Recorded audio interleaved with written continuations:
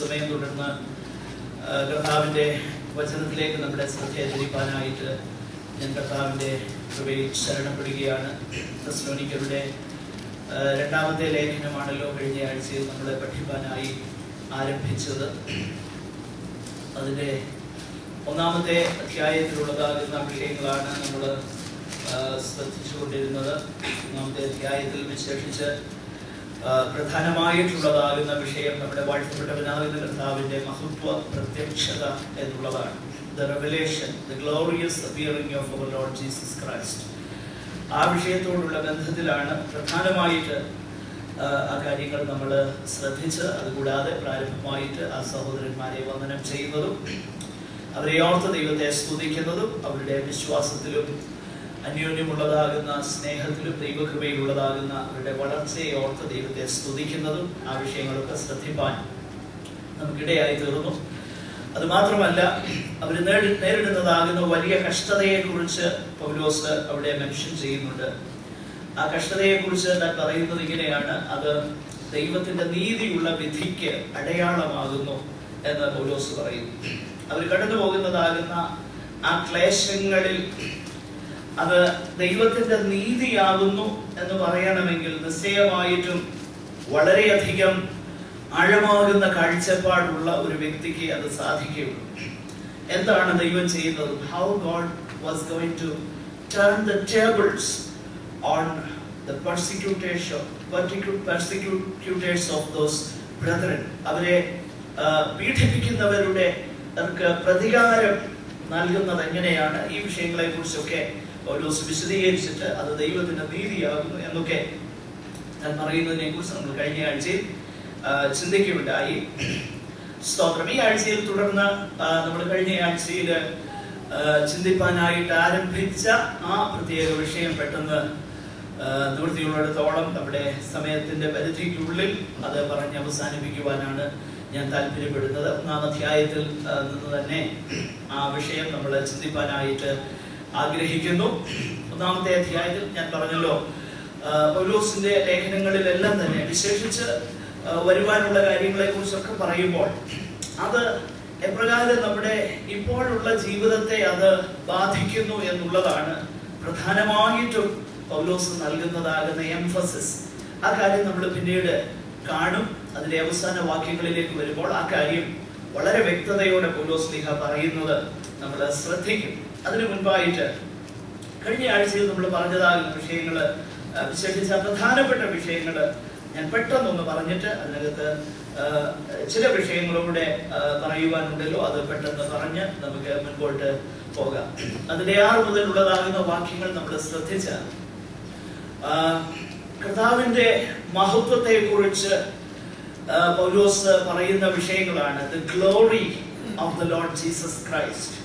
ഒന്നാമത് താൻ പറയുന്നത് തന്റെ 7-ാം വാക്യത്തിന്റെ അടിസ്ഥാനത്തിൽ തന്റെ മഹിമയിൽ, തന്റെ മഹത്വത്തിൽ, അഗ്നിജ്വാലയിൽ കർത്താവ് പ്രത്യക്ഷനാകും. The Lord Jesus Christ will be revealed in his glory.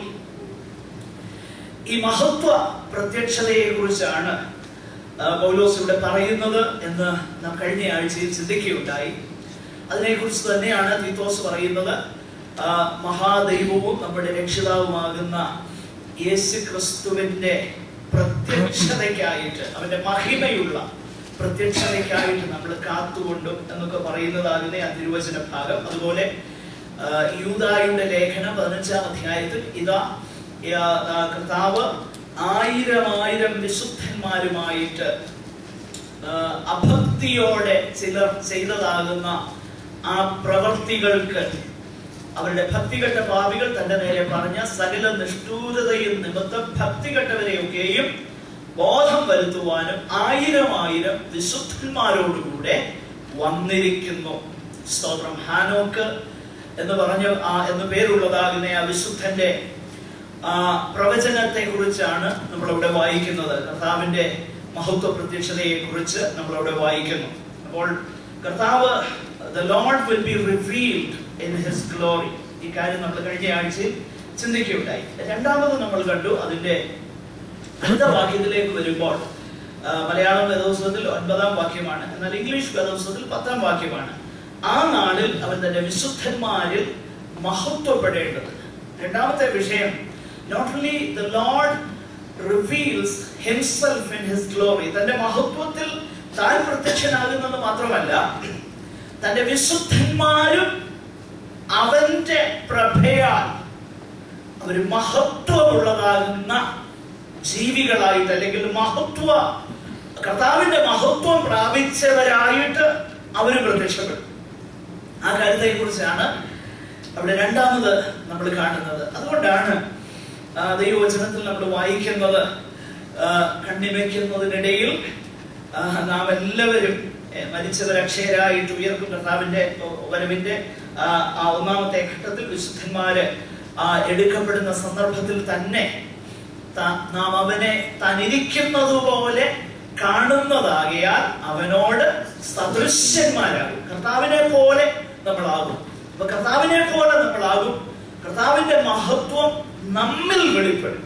സ്തോത്രം. നോക്ക്, കർത്താവിന്റെ മഹത്വം ലോകത്തെല്ലാവർക്കും വെളിപ്പെടുമെന്ന് മാത്രമല്ല പൗലോസ് പറയുന്നത്, പിന്നെയോ നമ്മിൽ കർത്താവിന്റെ മഹത്വം വെളിപ്പെട്ടിട്ട് ആ മഹത്വത്താൽ നമുക്ക് വലിയ രൂപാന്തരം പ്രാപിച്ചവരായിട്ട് നമ്മൾ ഈ ഭൂമിയിലേക്ക് മടങ്ങി വരുന്നതിനെ കുറിച്ചാണ്. കർത്താവിന്റെ ഒപ്പം 1000 വിശുദ്ധന്മാരുമായിട്ട് വരുന്നു എന്ന് യൂദ പറഞ്ഞ ആ വിഷയവും ഈ ഭാഗവും നമ്മൾ ചേർത്ത് ചിന്തിക്കണം. ഇവിടെ സ്വർഗത്തിൽ നിന്ന് അഗ്നിജ്വാലയിൽ പ്രത്യക്ഷനാകും തന്റെ ദൂതന്മാരുമായിട്ട് എന്ന് പറഞ്ഞിരിക്കുന്നു. എങ്കിൽ തന്നെയും മറ്റ് പല ഭാഷാന്തരങ്ങളിലും ഹിസ് ഹോളി വൺസ്, തന്റെ വിശുദ്ധന്മാരുമായിട്ട് പ്രത്യക്ഷനാകും എന്ന് തന്നെ പറഞ്ഞിരിക്കുന്നത് നമുക്ക് കാണുവാൻ തക്കവണ്ണം കഴിയുന്നുണ്ട്.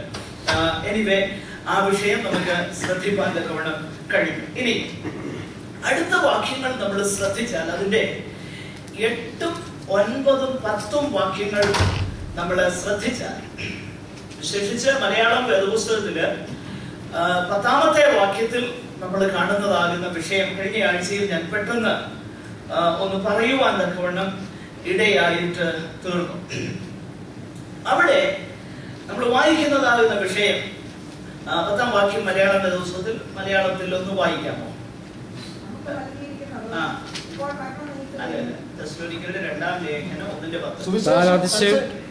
താൻ അതിശയ വിഷയമാകേണ്ടതിനും വരുമ്പോൾ സുവിശേഷം അനുസരിക്കാത്തവർ കർത്താവിന്റെ സന്നിധാനവും അവന്റെ വല്ലഭത്വത്തോട് കൂടിയ മഹത്വവും വിട്ടതെന്ന് നിത്യനാശം എന്ന ശിക്ഷാവിധി അനുഭവിക്കും. നോക്കുക, ഇവിടെയാണ് മൂന്നാമതൊരു വിഷയം പൗലോസ് പറയുന്നത്.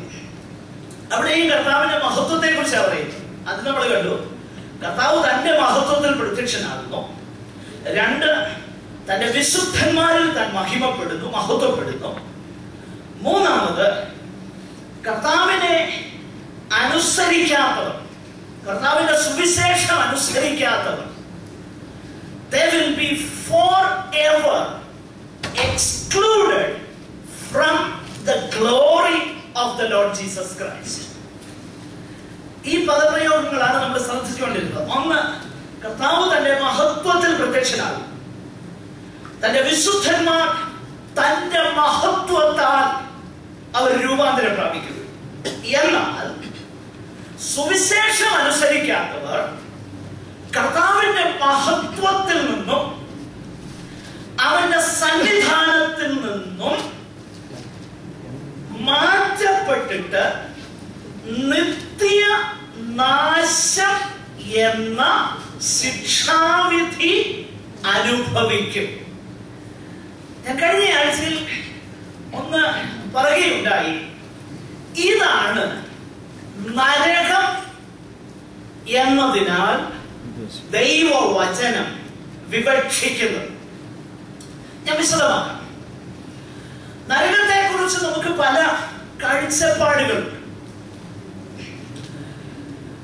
ആ കാഴ്ചപ്പാടുകൾ പാർട്ട്ലി അത് ദൈവവചനത്തിൽ ഉള്ളതാകുന്ന ചില കാര്യങ്ങൾ വേണ്ട നിലയിൽ മനസ്സിലാക്കാൻ കഴിയാത്തത് കൊണ്ടും, ഭാഗികമായിട്ട് നരകത്തെ കുറിച്ച് ചില എക്സ്ട്രാ ബിബ്ലിക്കൽ റെവലേഷൻസ് ഒക്കെ നമ്മൾ വായിച്ചിട്ടുള്ളത് മനസ്സിൽ കിടപ്പെട്ടു.